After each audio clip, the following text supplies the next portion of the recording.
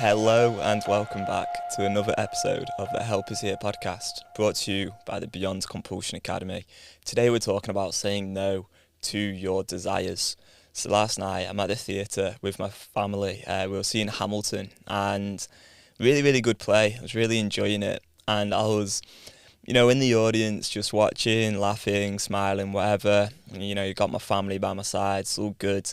And then there was a scene which really made me think of this whole thing going on here with the whole, porn addiction recovery. So Hamilton, the main character, he's got this wife, and there's this woman who comes into this scene and she starts trying to seduce him. The wife isn't there at this point in time, right? And he's just going like, I don't know how to say no to this.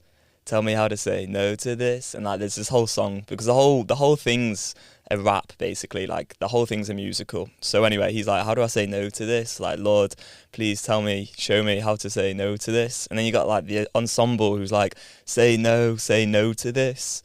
No, say no to this. And there's this back and forth between Hamilton and the ensemble saying, say no. Anyway, it was quite funny because, well, it's not funny, but it was weird timing, because literally yesterday we had a client who was talking about saying no to urges as well, right? And so anyway, Hamilton, in this theatre production, he goes and has sex with this woman, even though he's a married man. And it was actually a bit of a turning point in his whole career, because all sorts of stuff come out in the future, and he was in politics, and it basically ruined his career. Well, it partly ruined his career.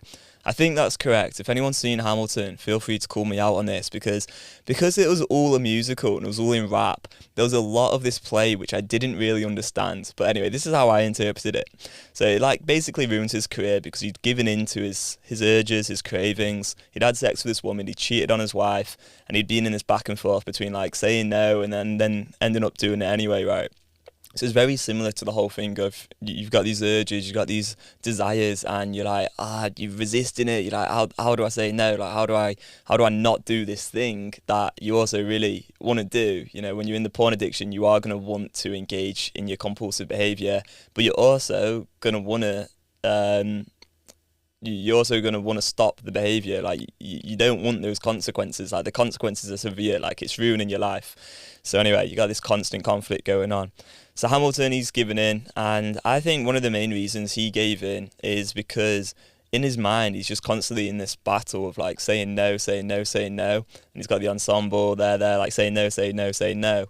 And what we do with our clients, and the same with the client that we talked to yesterday who messaged us about saying no and not doing something, it's all about shifting it to, what are you saying yes to? And in the past, before Mary Paulus, my mentor, who helped me actually change my neural pathways correctly, in the past I was also focused on, okay, yeah, I need to start focusing on what I do want in life instead of just focusing on what I don't want, which I believed at that time was pornography.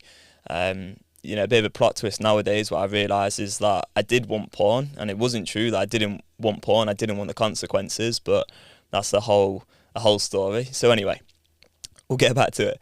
So basically, what we said to this client is, okay, so what are you choosing to do and why? We've got to shift the focus from saying no to saying yes. And yeah, in the past, I did go down that route of, okay, I want to start focusing on what I do want instead of what I don't want. And so I started going to the gym, started maybe meditating to get a clearer mind. I started seeing friends more, started to build quite a good sort of social life, I suppose, or just see my mates more really from back home, and make new friends as well. Started going to the running club. I set up my own book club at one point, although that was a bit further along down the line really of my life. Started volunteering work at the Samaritans, that was good, and I had quite a rich life, quite a fulfilling life. Work as well, friends there and stuff. So all this stuff going on. So a lot of things I was saying yes to.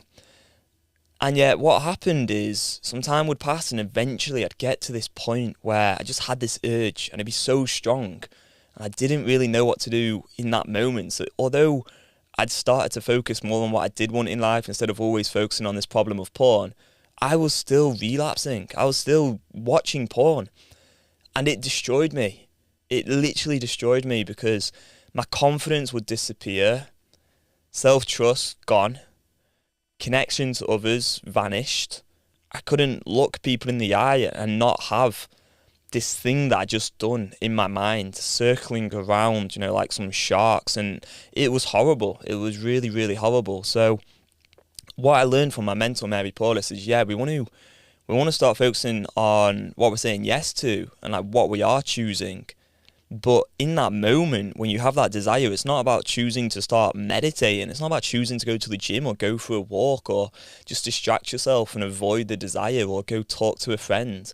It's about choosing the discomfort, the temporary discomfort, because what you've got to realise is if you're going through a porn addiction, there's going to be a withdrawal and you're going to have desires, and that desire refuses to be ignored. It's going to stick around until you've dealt with it correctly. And so we're all about actually saying, yes, okay, I'm embracing this temporary discomfort.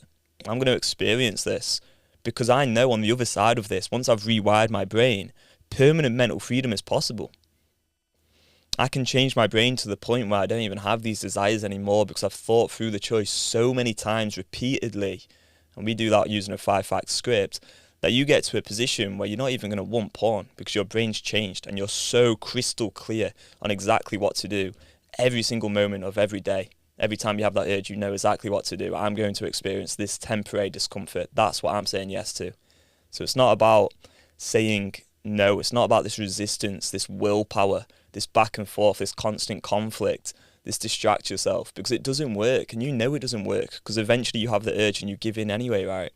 So it's more about saying yes and embracing that temporary discomfort. What are you choosing to do? It's not just being in some battle or fight, because then you've just got a conflict in your own mind and you're never going to experience the real peace of mind, the true mental freedom, which is actually possible, the clarity and the focus that you can experience afterwards. So I just wanted to share that because last night when I was watching this play and we've got Hamilton going, how do I say no to this? And he's spinning around in circles, doesn't really know what to do, and then eventually gives in to his urges, right? And it destroyed his life. It's like, okay, I'm watching that and I'm thinking, well, you're asking yourself the wrong question. It's not about how do you say no, it's how do you say yes. How do you actually deal with that temporary discomfort? Hopefully this can help someone.